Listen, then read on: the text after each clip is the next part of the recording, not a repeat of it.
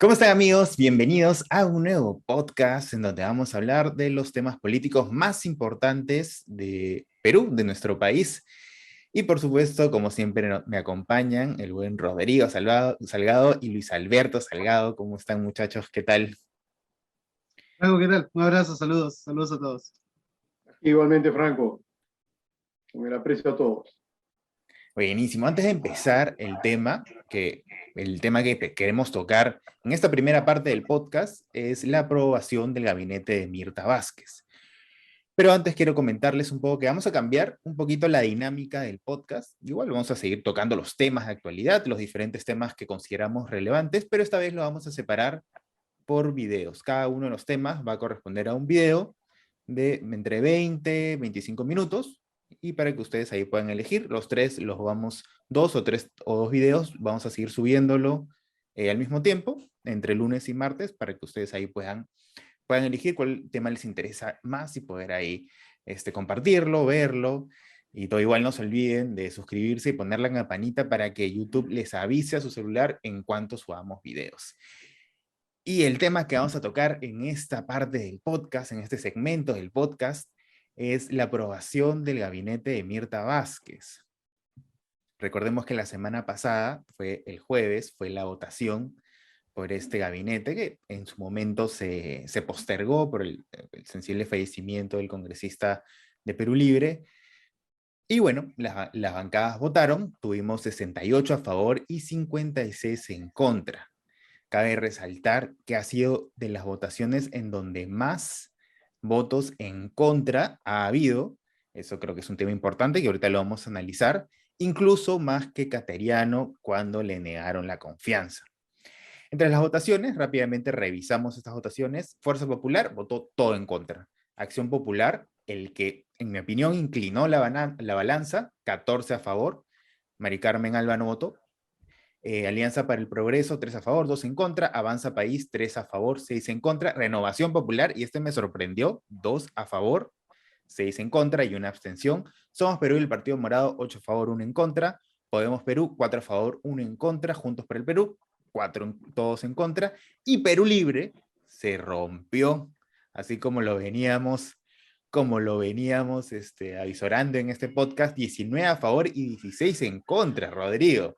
Al final se cumplió, no sé, creo que lo dijimos acá o en el grupo de WhatsApp, que Perú Libre iba a terminar votando en contra de Castillo.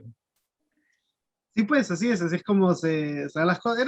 Era bastante predecible, ¿no? No era tan. Ok, tampoco voy a pegar un poco de arrogante aquí. No, sí, es uno de los escenarios posibles, ¿no? La verdad que el instinto político o el comportamiento político de Cerrón es tan absurdo, pero a la vez previsible, ¿no? O predecible, perdón. Entonces, um, a mí me queda claro que Cerrón tiene una idea de cómo debe funcionar el gobierno y la influencia del partido y la escuchas un poco en cómo se han comportado algunos de los personajes más famosos o exponentes del Perú Libre, ¿no?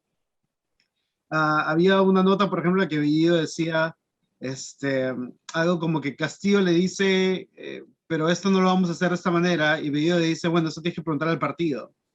Y entonces, pero te das cuenta más o menos cuál es la forma en la que la gente de Perú Libre, del partido, piensan que se debe manejar esto, ¿no? Que básicamente Castillo tiene que pedirle permiso a Perú Libre y que por ende se le debe a él, y al mismo tiempo esa es una forma de pensar del poder extra que Cerrón mismo cree que tiene, lo cual no es cierto. Pero en ese contexto, pues cuando Castillo toma decisiones que no van con lo que él quiere, pues lo que pasa es esta movida bastante errática, ¿no? Porque ahora, ahora lo que ocurre es mucho más fácil apoyarlo a Castillo ahora, ¿no? Porque la gente que está en contra de Castillo en este momento son Cerrón, por un lado, y sobre todo los fujimoristas por otro lado, ¿no? Entonces se le hace mucho más fácil a él tratar de aglutinar a las fuerzas del medio, ¿no?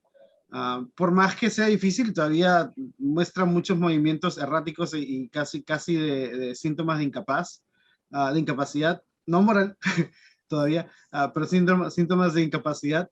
ah, eh, pero dentro del contexto político la tiene más fácil, ¿no?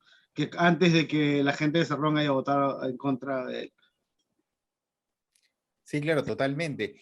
Y Luis Alberto, quería saber también tu opinión sobre este nuevo concepto que hay sobre el fujicerronismo. ¿Hasta qué punto estas dos bancadas tan diferentes, que pensábamos que eran distintas, ¿no? Una muy en la derecha y otra muy en la izquierda, han encontrado ideales para llegar a votar a favor, ¿no? Y no solo acá, perdón, votar igual, no solo acá, sino también en contra de la reforma electoral, también contra la reforma educativa, sabemos que están en contra de la igualdad de género, ambos son conservadores, si bien no tienen la misma ideología, pero tienen lineamientos, tienen valores, digamos, parecidos, ¿no? Porque los dos son de una, para mí, clara orientación fascista, autoritaria, brutalmente vertical en su momento, y si llegan a detentar el poder, pues así se comportarán. Entonces, eso en primer lugar. En segundo lugar, decir que, y sin embargo, que el gabinete de Mirta Vázquez ha recibido la investidura y la confianza de 68 congresistas, oponiéndose 56. Hay algunos que no votaron, 3 o 4 no estuvieron. El gobierno y el Estado es tan grande y tan complejo, y los temas tan, a su vez, complejos, los temas de Estado, los temas de gobierno, que aún con la estabilidad relativa que ha obtenido el gabinete presidido por Mirta Vázquez, pues se avisoran nubarrones también, y aunque efectivamente, como bien dice Rodrigo, ahora es, paradójicamente, esto lo habíamos un poco avisorado también, aparte de que un sector, como dijimos, que llevaba esta hipótesis que se ha consolidado como un hecho, de que iban a votar en contra de Castillo. No han votado por la vacancia por Castillo, pero sí han votado en contra del gabinete de Castillo, 14 de ellos. Lo que viene ahora es una sucesión de situaciones delicadas como que ya estamos enfrentando, y lo veremos dentro de un momento en otro podcast, con el tema del Ministerio de Defensa y la remoción de los jefes del Ejército y de la Fuerza Aérea, que han sido nombrados hace solo 4 meses por el mismo Castillo. Entonces, esta cercanía entre lo que yo denomino, y con crudeza, el fascismo rojo de Cerrón, de ese sector de Perú Libre, y que en otro momento, estas elecciones, si hubiera sido el candidato, no alcanzaban, ya lo hemos dicho, y personalmente yo asumo eso, no llegaban ni al 1%, ni al 1,5%. Y por otro lado, el fascismo negro, encabezado por este partido, que ha sido una verdadera lacra para el Perú, y que se comenzó a gestar con el régimen de Alberto Fujimori y que ha heredado la hija. Entonces, no es de extrañar que en ciencia política los extremos se junten, y las ideologías acá, si bien unos pueden plantear un gobierno popular y han parado de decir por el momento dictadura del proletariado, que en realidad debería ser la dictadura del partido y en realidad la dictadura de 1 o 2 personas, tipo Stalin, ¿no? Y por otro lado, que nos vienen a hablar de democracia y libertad, ya sabemos cómo entendieron estos señores en los años 90 el remate de la hacienda pública, la altísima corrupción que sentó las bases de una corrupción de otros gobiernos corruptos, ¿no? No con la misma magnitud y el engranaje pérfido de Montesinos y de Fujimori de los 90, pero que sentó las bases de esta mega corrupción. Eso es lo que une a esos extremos, y sin ninguna vergüenza, con absoluto descaro, el señor Cerrón no tiene ningún problema en juntar sus votos con los fujimoristas, y los fujimoristas muy contentos de recibir los votos de Cerrón para estos efectos. Este es un mensaje muy claro que tiene que llegar y que tenemos que evaluarlo en su exacta dimensión, Franco, Rodrigo, porque te digo Juan, Ricardo y Pedro para que escuchen Francisco, Giovanna y María, ¿no? Hay que leer entre líneas y lo que esto significa. Entonces, va a ser ya complicado de hoy en adelante, efectivamente, que Mirta Vázquez, no obstante la confianza que tiene, y ya vemos este principal problema surgido inmediatamente, prácticamente el mismo día de la semana pasada, el miércoles o jueves, con la remoción de estos jefes militares del ejército y de la Fuerza Aérea, para designar a algunas personas cercanas a Pedro Castillo, y que ahora ya sabemos hasta este momento que Walter Ayala prácticamente está fuera del gabinete. Esto se junta, y aquí lo dejo, me detengo acá, con el tema de la decisión de sacar a las calles a las Fuerzas Armadas para que ayude, entre comillas, a la policía en el tema de la seguridad ciudadana o de la inseguridad pública, ¿no? De inseguridad. Entonces, de eso podemos hablar porque creo que vale la pena que conversemos también. Y frente a eso, ¿qué va a plantear el gabinete de Mirta Vázquez a la misma señora Mirta Vázquez? Y frente a ello, ¿cuál va a ser la actitud de las distintas bancadas en el Congreso? Son temas acuciantes, delicados, cruciales, y frente a eso, ¿cómo se va a comportar el presidente Pedro Castillo, ¿no? Veremos. Sí, totalmente. Justo ese tema de las Fuerzas Armadas me parece súper importante y en el próximo segmento lo vamos a tocar. Van a poder ver el enlace cuando finalice ese segmento. Yo te quería hablar también o preguntarle su opinión sobre ahora cuál será el manejo del gobierno de Castillo frente a esta situación. O sea, ya tenemos un Perú Libre que está roto, ya tenemos incluso, hemos visto en Twitter que Cerrón ha hablado sobre este fujicerronismo y dice lo de fujicerronismo no funciona, lo que sí estamos seguros que funcionará mejor el anticaviarismo, sin perjuicio de herir susceptibilidades a la República. Y entonces eso creo que es lo que los une, este supuesto anticaviarismo. Yo hasta ahora no entiendo a qué se refieren con el término caviar, que significa de repente ser demócrata y no ser ni de derecha ni de izquierda extrema. Y bueno, Bellido también, ahí menciona, en su cuenta de Twitter también dijo, tengo la convicción plena de afirmar que su práctica, está hablando de Castillo, no corresponde a una formación política de izquierda. Entonces, y Bermejo, recordemos que también votó en contra. Entonces tenemos a las tres cabezas de Perú Libre, a las tres cabezas, digamos, más importantes o que más se identificamos con Perú Libre, que ya están en contra de Castillo. Ya le dijeron que ni es de izquierda.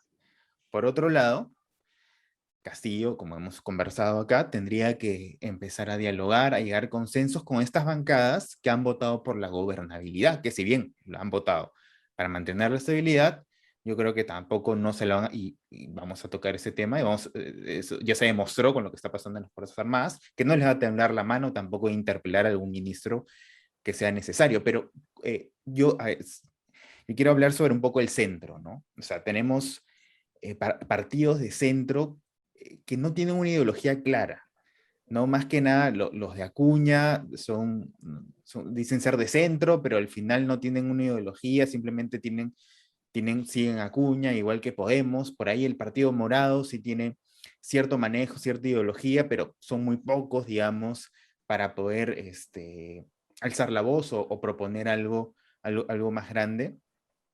Entonces, en la opinión de ustedes, cuál sería este manejo posible? Hay Acción Popular también, que supuestamente es de centro, pero sabemos que hay unos tintes autoritarios. Recordemos que fue uno de los que propiciaron ese golpe, esa vacancia que se le hizo a Vizcarra.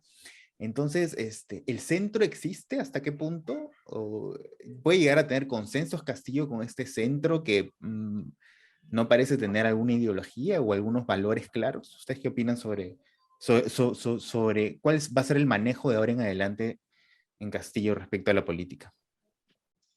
Yo creo que Castillo, cuando me preguntas sobre Castillo, la respuesta que te voy a dar es que Castillo probablemente ni está enterado de esta dinámica que hay, ¿no? Hasta ahora no ha mostrado en estos 3 meses de gobierno, o 4 meses, ¿ya cuántos son? 100 días se han de cumplir. 100 días. No ha demostrado un ápice de olfato político, ¿no? Lo que sí, a punta de empeñones, ha llegado Mirta Vázquez al primerato y tiene un gabinete, ahora que ya la va a salir, que tiene algunos puntos débiles y hasta sucios, diría yo, pero que bien que mal se sostiene, ¿no? Entonces, o sea, imagínate que esto hubiera sido el gabinete el 29 de julio, ¿no? Ah, estaríamos hablando de una situación totalmente diferente en realidad. Pero mi punto al decir eso eh, es que al lidiar con el hecho de que Castillo no es esta persona este líder que va a llevar a cargo la parte política de gobierno por su falta de olfato político, más bien a veces se puede convertir en un lastre, es Mirta Vázquez, mientras tenga el primerato, la que va a mover estos hilos, ¿no? La que va a tratar de hacer un poco de juego político. Y ya lo estábamos hablando un poco sobre esto antes de comenzar la grabación, cuando comentábamos que pues, al enfrentar el hecho de que no les van a dar las facultades en temas tributarios, por ejemplo, al gobierno, Mirta Vázquez le dice, ok, entonces propóngame algo. Propongan algo ustedes, al Congreso, ¿no? Entonces ahí es donde se va a ver lo que se está tratando de hacer en ese contexto. Mirta Vázquez es un poco inclinar la balanza en contra del Congreso, ¿no? ¿Por qué? Porque es muy fácil para el Congreso ser oposición, ¿no? Cuando el gobierno está presentando, está lidiando con temas como el tema de Walter Ayala, el tema de las Fuerzas Armadas, propone cosas como, bueno, por un lado la Asamblea Constituyente, por otro lado la segunda reforma agraria, por todos lados, es muy fácil desde un punto de vista político decir no y, valorizar o revalorizar esa posición del no para obtener algún beneficio político. Cuando Mirta Vázquez quiere voltear la cosa y decirle al Congreso, ok, te toca a ti, ahí es cuando se va a empezar a ver un poco, o de acuerdo al cálculo de Mirta Vázquez, que el Congreso tampoco tiene mucho que ofrecer, o lo que tiene que ofrecer no es algo que la población va a estar totalmente de acuerdo, que algo que lo puede debilitar, y por ende fortalecer a Castillo. Entonces, en ese contexto, lo que está tratando de hacer Mirta Vázquez es inclinar la balanza, o por lo menos balancearla un poquito más, y empezar a hacer un poco de ajedrez político, ¿no? Lo cual es una buena señal en realidad para mí, porque me dice que tal vez ha llegado algo ah, de no me viene el sustantivo de sofisticamiento, si es que existe la palabra, político al premierato, ¿no? Entonces vamos a ver, ahora la gente de centro, y la gente de centro, los partidos de centro, o no alineados dentro del Congreso, juegan un rol muy importante en esto, ¿no? Porque ellos en realidad están buscando, bien que mal, sensatez dentro de todo, ¿no? Y por ahí Mirta Vázquez puede proveerles esa sensatez. Sobre todo ahora que los extremos están juntos, ¿no? Entonces, a prestar mucha atención a esa dinámica que se puede empezar a dar y que va a depender, y que depende en gran cuenta en la capacidad de Mirta Vázquez, ¿no? Lastimosamente terminamos en una especie de caudillismo nuevamente, en la que depende mucho de la personalidad y el manejo que pueda tener Mirta Vázquez en el primerato. Luis Sin Alberto, embargo, discúlpeme, yo quiero preguntarte, aprovechando tu experiencia dentro de la política peruana, y también, por supuesto, saber tu opinión sobre este manejo que puede tener Castillo, ¿qué se refiere y desde cuándo usan el término caviar? ¿Y qué se refiere López Aliaga? ¿Qué se refiere Cerrón? ¿Qué se refieren estos grupos de derecha cuando utilizan la palabra caviar? ¿Qué significa y qué significa que el gobierno o el gabinete se haya caviarizado? ¿Eso nos conviene como peruanos que estén los caviares ahí? bueno, fundamentalmente el término caviar, a ver, ¿qué cosa es el caviar? Son unos huevitos muy exquisitos y muy buscados y muy caros en restaurantes gourmet caros. y es uno de los platos más caros, el caviar. Y está asociado, la connotación que tiene, qué rico el caviar, ¿no? Un buffet con caviar, es que es buffet exquisito, caro, sofisticado, de clase alta. En consecuencia, la connotación que eso adquiere políticamente cuando se habla de los caviares, inicialmente ha estado asignado a sectores o a personas de pensamiento relativamente progresista, pero de izquierda, una izquierda hipocritonaza, que sin embargo de decir y de hablar popularmente de la revolución o de la identificación con los pobres, que gusta de vivir bien, ¿no? Que para comenzar yo no creo que esté mal que cualquier ser humano busque vivir bien. Lo que pasa es que ahí se le pretende asignar una inconsecuencia o una falta de consecuencia entre lo que presuntamente son las aspiraciones de justicia social, ¿no? de igualdad, con el hecho de que ellos disfruten del discreto encanto de la burguesía, que se llama, ¿no? Se llamaba en esos años 60 o 70, el discreto encanto de la burguesía.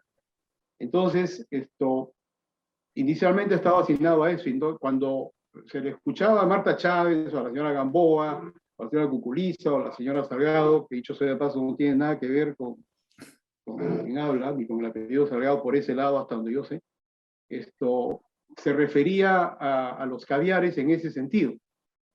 Y en consecuencia también cuando habla el señor Montoya o los sectores radicales de la derecha en ese sentido también. Y cuando habla Cerrón, por lo consiguiente, en el mismo sentido diciendo que los verdaderos revolucionarios y auténticos son ellos, Cerrón, y que los demás que hablan con un lenguaje de izquierda serían unos falsos, hipócritas, mentirosos también, y que ellos, en consecuencia, son caviares también. Entonces, más o menos va por ahí el tema. ¿Cuál es, en el sentido, más allá de etiquetas, qué es lo que sería conveniente para el país?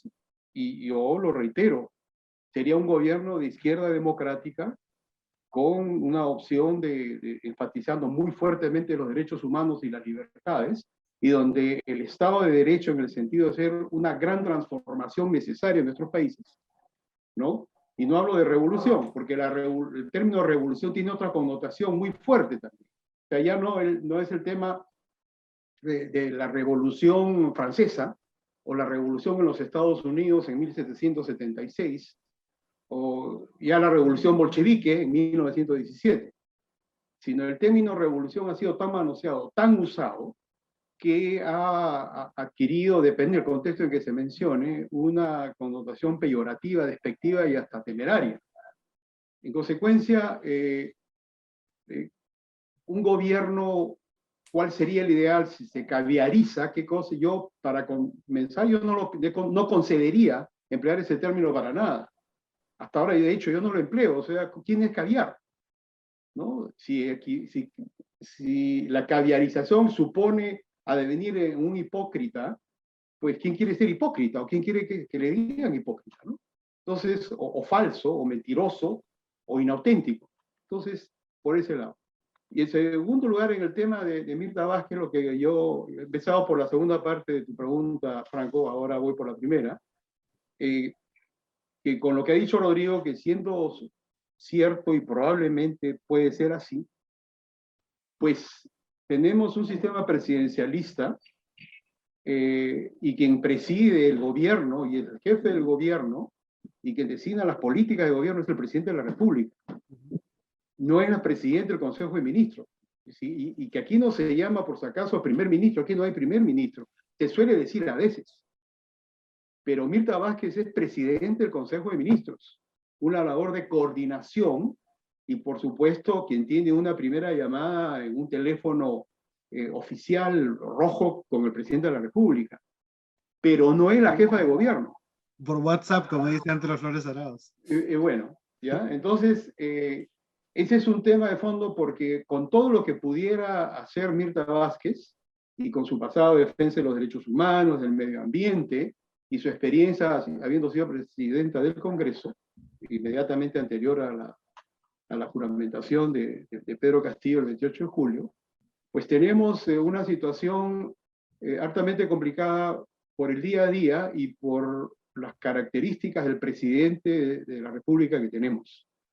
Porque las crisis van a ir sucediéndose y frente a eso Mirta Vázquez no va, capaz se va a tener que poner un traje rojo, pero no por caviar, ni por roja, ni por comunista, sino porque tiene que ser la bombera permanente. Y entonces ahí entramos en una situación crítica y vamos a ver qué va a ocurrir en los próximos días, y en este momento lo tenemos varios temas a puertas, ¿no? La cuestión de la reforma educativa, la cuestión del transporte, la cuestión de la cocalera, ¿no? La cuestión de la seguridad ciudadana. Entonces, son varias crisis potencialmente que van a desafiar la estabilidad de un gobierno ya inestable. Sí, o sea, de acuerdo.